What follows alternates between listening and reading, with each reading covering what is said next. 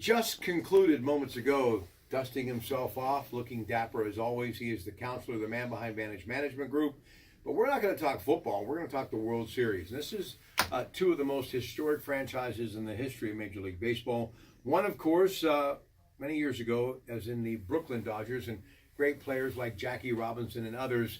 And, of course, matriculated out to Los Angeles. And you think of them, Sandy Koufax, Drysdale, Dusty Baker at one time. And now the guy who really has made a name for this team, throwing the baseball even out of the bullpen as he did last night, Clayton Kershaw, who's won the Cy Young multiple times. And you've got Belanger. He doesn't look big, but man, I'll tell you, he walks softly and carries a big stick, powerful bat. Mr. Puig in the outfield, who may at times not look so good as far as a Golden Glove candidate, but he can hit rockets, and he does it more times than not. Had a homer in this 5-1 win against Milwaukee, which happened to be the seventh and deciding game, and now the Dodgers are going to the World Series, something they haven't won since 1988, but a little bit of trivia. The last time these two teams played in the World Series, the year was 1916, and they were the damn Brooklyn Dodgers, and it was Boston winning it because of the pitching arm of a guy who would go on to become a pretty fair hitter by the name of Babe Ruth. So historic franchises, it's going to be one to watch, but the question is, who do you think will be watching holding up the World Series trophy?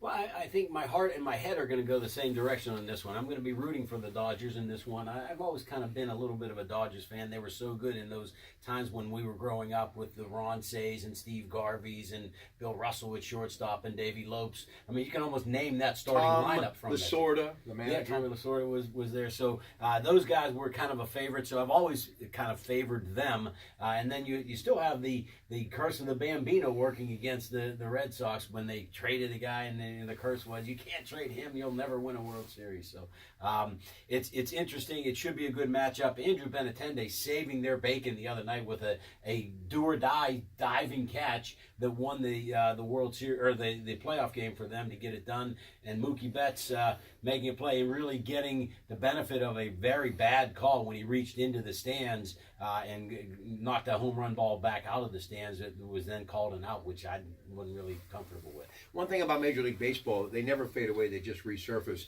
I remember when David Price was a young player in Tampa Bay, ended up in Detroit. Now he's making a name for himself with Boston. Of course, Chris Sale came from the other Sox team, the Chicago White Sox. So Boston, ever since that Terry Francona wave, they just continue to roll. Yeah, won 108 games this year, and they looked like they were on the ropes for a little while and weren't going to make the World Series. But the cream has risen, and they're going to be in the World Series.